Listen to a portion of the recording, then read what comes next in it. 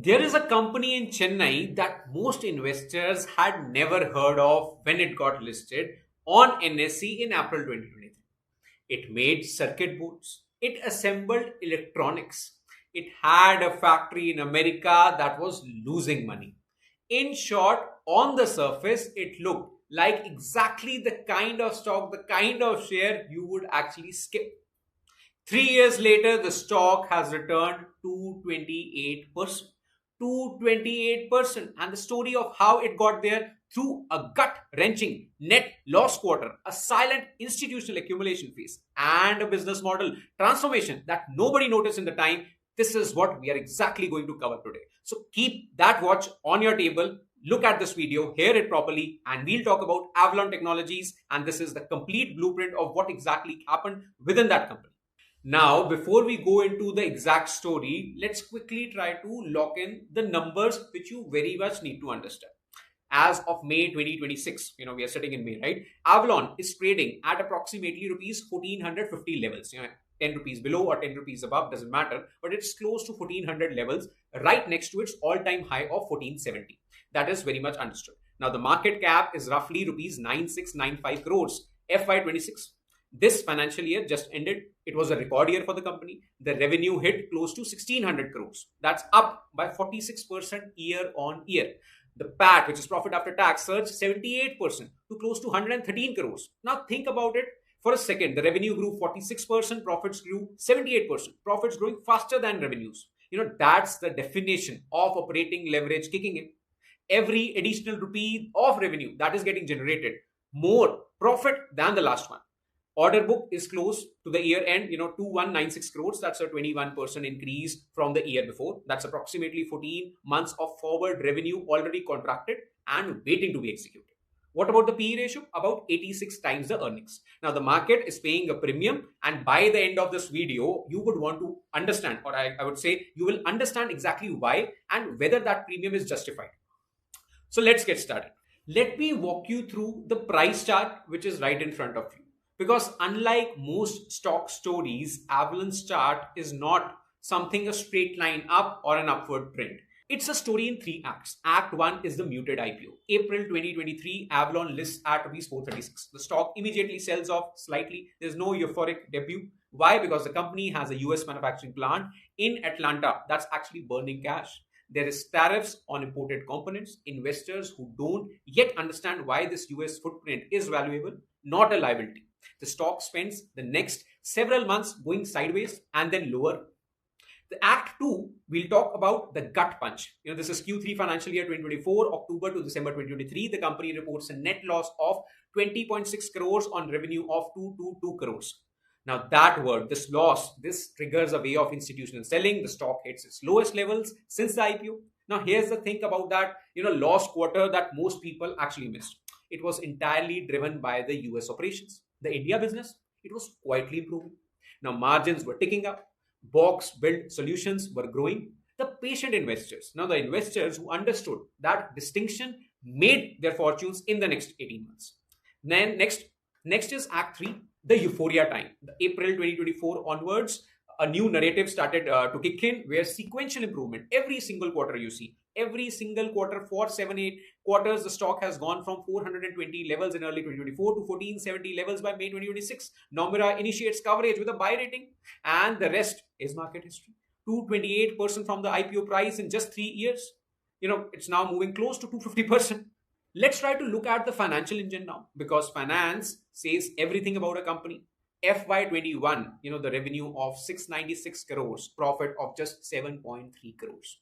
You would say tiny margins. Margins are hardly matter. Very much of work in progress, WIP. FY24, the revenue grows to 985 crores, but PAT goes negative, minus 20.6 crores. The US plant is the villain of this particular chapter. We are sitting in FY26. The revenue is 1603 crores, PAT is 113 crores. Same company, completely different earnings profile. Now, what has changed? This 5-year revenue CAGR, if we calculate, it's approximately 18.2%. This is steady, not spectacular like 30% or something. Now, the PAT CAGR over the same period, it's staggering 73%. Now, this is the number that should just stupendously surprise you. The gap between the two numbers is the entire investment thesis. in a single data point. Revenue has compounded at 18%, profits compounded at 73%. This is a business model that is getting structurally more profitable every single year. Now, if I could show you only one chart to explain the Avalon re-rating, it's this one. Now, look at the ROCE line, return on capital employed. In FY24, it is crashed to 6%. 6, right? Now, for context, a bank fixed deposit gives you more than that. Now, this is what triggered mass institutional selling. Fund managers have hard rules. ROCE below a certain threshold and you are out of the portfolio. That's what happened. But now, sitting in FY26, look at the numbers. ROCE has recovered to 21%. In 2 years, that is one of the fastest ROCE turnarounds I have myself seen in any Indian listed manufacturer. Asset turnover has reached 9.5 times in FY26. Capital efficiency, which is typically seen in IT services, rarely in heavy manufacturing. This is humongous. Every rupee of asset deployed is generating 9.50 of revenue. Now, that is not a manufacturing company metric, to be honest. This is more like a software company metric in a factory. That quality of business is why the stock is currently demanding a premium valuation from all angles. Now, let's quickly get into the moat. There are 2 parts to it. The number one is most EMS companies in India do one thing. You need to understand this better to understand about the industry. They assemble printed circuit boards. You hand them a design, a bill of material, which we call as BOM, and a stack of components. They put it together. That's assembly. That's like a service business, which any Tom, Dick, and Harry can do with 4 to 6% EBITDA margins.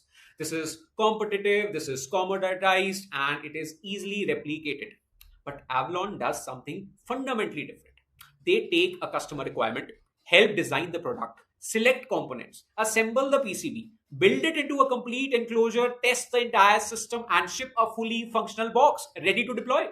That's called a box build solution. Very important to understand. That's the box build solution that is making Avalon unique. And the pricing difference, it's not linear, it's exponential. Think of this in this way. A tailor who only stitches fabric earns 1 rate. A tailor who designs, cuts, stitches, buttons, and delivers a finished suit earns 3 to 5 times more. Same raw materials, completely different value delivered. In FY26, box build contributed 54% of the revenue. Indian plant EBITDA margins 12 to 18%. That premium is the box built moat I'm talking about, and that's what I want you to understand very, very clearly. The moat part 2, which I would love to talk about, is the India offshore impossibility, right? Because this is even more powerful because it is legally enforced. Now, Avalon, we need to understand, has manufacturing plants in Atlanta, Georgia, and Fremont. These are all in United States. Now, the question which would come in every retail investor's mind or anyone who's looking at the stock is, why does it matter? US defense contractors, the names are right in front of you: Raytheon, Lockheed Martin, Northrop, I would say Grumman. These are all aerospace OEMs, semiconductor equipment manufacturers. Now, these companies are legally required by US government regulations, specifically ITAR, International Traffic in Arms Regulations, and DFARS, to source from US-based manufacturing facilities. So this is not a preference, it's the law, it's a mandate. Imagine like a Dixon Technologies, India's largest EMS company with a 21,000 crore in revenue. You want to bid for one of these contracts. Can you bid? No, because you don't have the US manufacturing. Full stop. It's very, very simple. Avalon can do this because it has that US manufacturing. It has the Atlanta, the Fremont plants, which give it access to a multi-billion-dollar contract pool, which is structurally locked away from every single of its Indian EMS competitors. Now, this is not a competitive advantage. It's a structural, I would say, excess mode that took years of investment and US operational credibility to build. Now, these 2 pie charts, which are right in front of you, these capture the entire transformation story in one single frame. On the left, you see the product mix, which is 54% of FY26 revenue from box build solutions, 46% from traditional PCB assembly. This is a business that has permanently upgraded its product profile.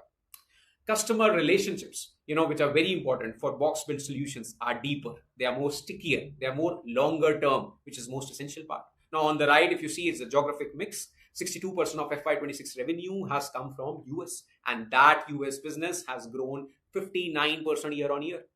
Now, that US number, I need you to look at it again. The US facility was loss-making just 2 years back. What happened? The management took the pain, absorbed the fixed costs, built those reliant relationships, and now the US is both the fastest and the largest growing geography for this company. Once a liability, now a crown jewel. This is what a business model transformation looks like in the data. Let's put Avalon in context against its EMS peers, to be honest. Not Dixon Technologies, 21,000 crore revenue, PAT margin of 1.6%, PE of 110 times. It's the scale king, but margins are razor thin because it predominantly does consumer electronics contract manufacturing, where the competition is brutal. Very important to understand.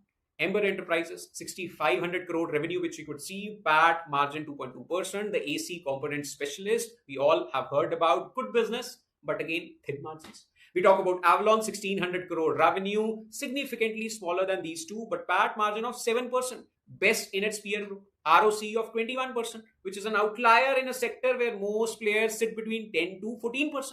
Again, great. Important caution is, of course, Dixon's 21,000 crore scale gives it that, procurement leverage, which Avalon cannot match. These are not apple to apple comparisons. Size is, something that matters in EMS, and Avalon needs to scale up to close that gap. That is a point that we should note down while looking at these numbers, not just all beautification. Next part, which I would love to cover, is the technical analysis of the same. We would love to cross over, what are the trends happening and should you watch out for certain levels if you're trying to take positions or you already have positions. Now, the ADX, which we call as the average directional index, it is sitting close to 35.98. Any reading above 25 confirms a strong directional trend. Now, this isn't noise, I would say. It's a confirmed powerful uptrend. The MACD on the daily chart has printed a bullish crossover, a fresh momentum, not an exhausted signal. The stock is currently trading at 99% of its 52-week high, or I would say 100% of its 52-week high. The immediate support is close to 1300 levels, the prior breakout level, right? The deeper pivot can be close to 1250 levels. And the resistance, I would say the psychological ceiling, which we can see is close to 1500 levels. Any sustenance above that, opens up the path for further breakout. So Nomura has given a target of 1722, which is technically clean. The risk is it is at all-time high. Any negative fundamental surprise will disproportionately hurt the stock from here. So it's not just suggested that you make entry at any point, right? Because Nomura targets can be different. You might enter at all-time high and then probably rethink, why did I enter at this time, right? So the case for continued compounding is strong. That we need to understand, right? There's an order book of 2196 crores, which we have well understood from the results. That's roughly 14 months of FY26 revenue, which is already contracted. The EMS order books are sticky. These are multi-month production programs. These are not, one-off sales. Second is, we all understand AI data centers. Every single AI server requires power electronics, cooling management, and control systems. Now, Avalon as a company, which we are talking about today, is directly positioned in this supply chain through its US operations. Again, US operations matter a lot. Now, as hyperscalers, which we are all aware of, is AWS, Google, Microsoft, these spend hundreds of billions on data center build out. We've seen CapEx plans. That demand flows downstream to precision EMS providers. Number third, we need to understand is the Kavach railway safety system, India's flagship collision avoidance technology, very famous. Commercial production starts FY27 for the same. Now, Avalon is a key electronics manufacturing partner in this particular theme as well. A completely new government-backed revenue stream the market hasn't fully priced in yet. So probably this could be the next breakout for it. Now, another point which we need to understand is that it's sitting at near zero debt, in a capital intensive industry where Avalon is funding its own growth from internal cash generation. This is great. No dilution risk. There's no interest burden. It is pure compounding equity. But here are the risks I would love to talk about, right? Because I want to be very direct with you. These are real risks which we need to understand properly before even investing a single penny. Number one is valuation at 86 times earnings. Avalon is priced for perfection. It is having no margin for error. 1 quarter of that flat US growth, which we are talking about. So encouragingly, one large client delay, one tariff surprise, and you could see 25 to 30% drawn down in the stock. Now, even if the underlying business remains healthy, now that doesn't matter, but it'll pull it down. So risk number two, which I want to highlight, is the promoter signal. The promoters have been selling equity every single quarter. Very important. The holding is now at 44.4%. This is below the typical comfort level for an Indian promoter-driven business company. This doesn't mean disaster, to be honest, but it demands monitoring. Whenever I see less than 50% promoter holding, I still, have double thoughts. When the people who have actually built the business are consistently reducing the stake, that signal deserves respect, and I would say monitoring. Risk number three is analyst split. Nomura says buy at 71722, whereas other one says sell at 930. There's a 85% gap between the two institutional brokerages which are covering the very same stock. Now, when smart, well-resourced analysts diverge by so much magnitude, the market is telling you there is genuinely some uncertainty there which we need to acknowledge. Both cases could play out. It can be a bear case scenario, it can be a bull case scenario. As of now, my aim was to tell you that this is where the current status of Avalon stands. So probably it's a great stock which is upcoming, but it's not always wise to pick it at all-time high. You will always get opportunities to pick it when correction happens. So those accumulation on dips are always a good time to accumulate. And if I am to somehow score the business quality across 6 dimensions, right? So that's how I will do it. US manufacturing Moat, I would give it more like 9 out of 10. Legally enforced, it takes years to replicate. Revenue growth trajectory, 8.5 out of 10 I should give. Capital efficiency, 7.5. Improving because it has been improving rapidly from FY24, right? So promoter commitment, I would give 4.5 out of 10. Now, quarterly selling, I talked about, is a genuine concern. We all need to acknowledge. And valuation comfort, if we talk about, I would want to give it 2.8 out of 10. At 86 times earnings, I am not getting a margin of safety. So we are trying to buy growth and trying to pay a full price for it. So somehow not making me comfortable. So overall, I think I would like to end this video where I would strongly advise you to spend some time understanding this video in detail. Watch it twice, if you didn't understand it once. Nomura thesis, the AI and the data center, power electronics, thought process, this will drive unprecedented sustained demand, okay, through Avalon's US facilities. That's a structural tailwind, okay. It's a long runway, target 1722 as we discussed. But again, this needs to play out. We're already sitting close to 1450 levels and valuation is already stretched. It's a very small company. It's not a Dixon level company. So when you're putting your money in this, you are paying for that premium. You're taking a high risk.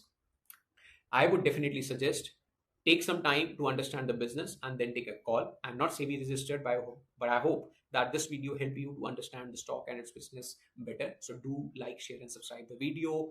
Please click on hype, keep those points so that this video reaches out to other investors who are looking to invest in Avalon Technologies and they get aware before they invest any single money. Thank you and keep watching.